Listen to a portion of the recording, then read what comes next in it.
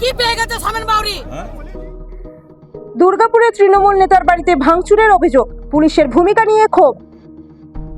পশ্চিম বর্ধমান জেলা দুর্গাপুরের 37 নম্বর ওয়ার্ডের অর্জুনপুর গ্রামে এক তৃণমূল কংগ্রেস নেতার বাড়িতে ভাঙচুর চালানোর অভিযোগ উঠেছে একদল দুষ্কৃতীর বিরুদ্ধে। ঘটনাকে ঘিরে এলাকায় চরম উত্তেজনা ও চাঞ্চল্য ছড়ায়। অভিযোগ, বৃহস্পতিবার রাতে 37 নম্বর ওয়ার্ডের বাসিন্দা ও তৃণমূল নেতা মলয় মণ্ডলের বাড়িতে একদল লোক জড়ো হয়ে হামলা চালায় বলে অভিযোগ। দুষ্কৃতীরা বাড়ির ভেতরে রাখা 2 চাকার গাড়ি ও বাইরে রাখা একটি 4 চাকার গাড়িতে ব্যাপক ভাঙচুর চালায় বলে অভিযোগ।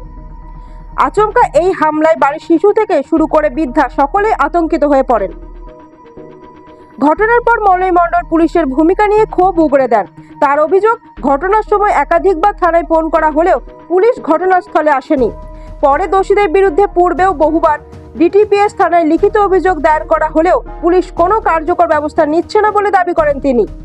সূত্রপাত তো আমি কিছুই জানি না। আমি ঘুমাচ্ছি, আমি অসুস্থ, ঠান্ডা লেগেছে। 5:30টার সময় হঠাৎ বাড়িতে আওয়াজ পাচ্ছি, ধুমধারাক্কা আওয়াজ পাচ্ছি। তো আমি অকথ্য ভাষায় গালাগালি, একদম একটা মব এসেছে। আমার সামনে একটা 4 চাকা দাঁড়িয়ে থাকে, সে তার 4 চাকাটাকে ভাঙার আওয়াজ পাচ্ছি বাড়িতে। তো আমার বাড়িতে সমস্ত দরজা জানলা বন্ধ করে আমাকে তখন সেভ করে দিয়েছে। এই অবস্থায় অকথ্য অত্যাচার। পরে আমার মায়ের মুখে যেটা শুনেছি, যারা এসেছিল তারা বারবার বাপি বাউরির নাম করছিল, যে বাপিদাকে চো জানিয়ে দিই, যাওয়ার হয়ে গেছে। কে এই বাপি বাউরি? বাপি বাউরি আমাদের এলাকার একদম সিপিএমের মানে নেতা। আর আমরা টিএমসি করি। আমাদের যদি টিএমসি করে যদি অপরাধ হয়ে থাকে, তাহলে আমি অপরাধ করছি। তিনিও তো তৃণমূল করেন এখন? না, উনি কোনোদিনও তৃণমূল করেন না। উনি তো তৃণমূল করেন না। ওনার ছেলেকে দরকার পড়লে একবার টিএমসি ঝান্ডা ধরে, রাত্রেবেলা তারপর সিপিএমের পতাকা তুলে দেখাতে। ওনার ছেলে ছিল, ওনার ছেলের আরও 3-4টে বন্ধু ছিল, মানে যেগুলোকে আমরা জানতে পেরেছি। দুটো ক্লাবের গোষ্ঠী ঝামেলা, সেটা আমি কোনো কিছুতে নেই, জানি না, কিচ্ছু জানি না। হঠাৎ আমার ঘরে অ্যাটাক হয়েছে। আমার বৃদ্ধা মা কাঁপছে থরথর করে, মানে অসুস্থ। আমার ছোট 5 বছরের ভাইজি, সে ভাইজি, আমার মিসেস, আমার ছেলেরা আছে, মাধ্যমিক দেবে। কি নাম আপনার? আমার নাম মলয় মণ্ডল। আর আমাদের এলাকার পুলিশ প্রশাসন একদম, মানে কি বলবো, বোগাস যাকে বলা হয়। আমার বলতে খারাপ লাগছে। পুলিশকে ফোন করেছি, আমার বাড়িতে তাণ্ডব লীলা চলছে, উনি তেলতলায়। মলয়বাবুর আরও অভিযোগ, যারা এই হামলা চালিয়েছে তারা সিপিএম রাজনৈতিক দলের সঙ্গে যুক্ত। এই ঘটনার প্রতিবাদে মায়াবাজার এলাকার রাস্তা অবরোধ করে বিক্ষোভ দেখান তৃণমূল কংগ্রেসের কর্মী সমর্থকরা। অবশেষে দুর্গাপুর থানার পুলিশ ঘটনাস্থলে পৌঁছালে পরিস্থিতি নিয়ন্ত্রণে আনে। পুলিশ জানিয়েছে, অভিযোগ খতিয়ে দেখা হচ্ছে এবং তদন্ত শুরু হয়েছে।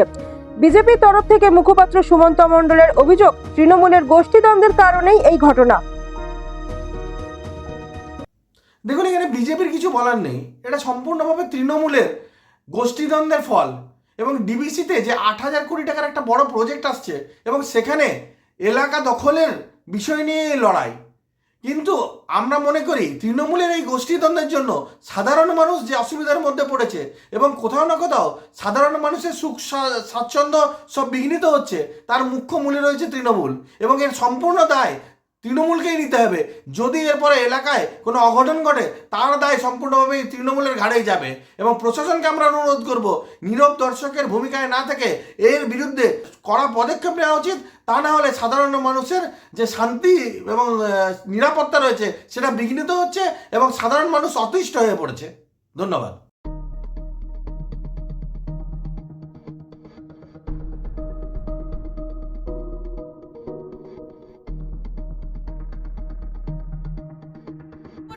কি পেয়ে গেছে some men Bauri?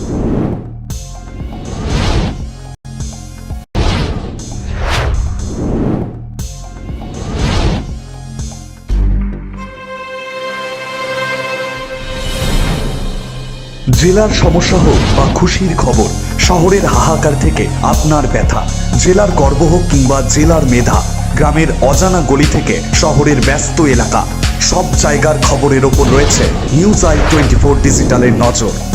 News I 24 digital.